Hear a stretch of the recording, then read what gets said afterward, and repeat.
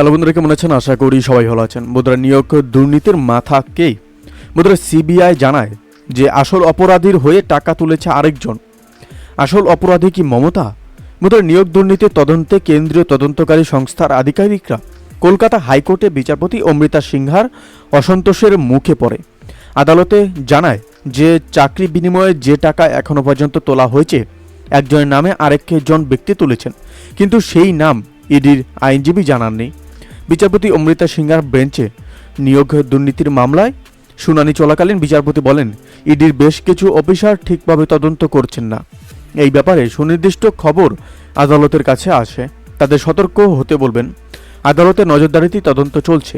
প্রসঙ্গত, এই মামলায় সাক্ষী এবং অভিযুক্ত সবাইকে জের করা হয়েছে কিনা সেই ব্যাপারে বিচারপতি প্রশ্ন করেন। এই মামলায় অভিষেক বন্দ্যোপাধ্যায়ের বাবা অমিত বন্দ্যোপাধ্যায় এবং মালতা বন্দ্যোপাধ্যায়কে ইডি সেপ্টেম্বর মাসে তলব করলেও তাদের কেউই হাজিরা দেননি। ইডির তরফে কত টাকা সম্পত্তি বাজেয়াপ্ত হয়েছে সেই হিসাব দেওয়া হলেও বিচারপতি বলেন, আমি সেসব জানি, কিন্তু এই টাকা কিভাবে তারা রোজগার করেছে সেটা ইডিকে জানাতে হবে। তখন উত্তরে জানানো হয় যে এই বিষয়টি সিবিআই তদন্ত করছে। আর সিবিআই এর আইনজীবী জানান যে নিয়োগ দুর্নীতিতে চাকরির বিনিময়ে মূল সুবিধাভোগীর হয়ে অন্য একজন টাকা তুলেছেন বলে জানা যাচ্ছে, কিন্তু সেই ব্যক্তি কে বা কারা, তাদেরকে এখনও পর্যন্ত জিজ্ঞাসাবাদ করা হয়নি কেন, সেই বিষয়টিও জানতে চায় আদালত। বন্ধুরা, এই নিয়োগ দুর্নীতি নিয়ে আপনাদের কি মতামত অবশ্যই আমাদের কমেন্ট করে জানাতে ভুলবেন না। ভালো থাকবেন, সুস্থ থাকবেন, ধন্যবাদ।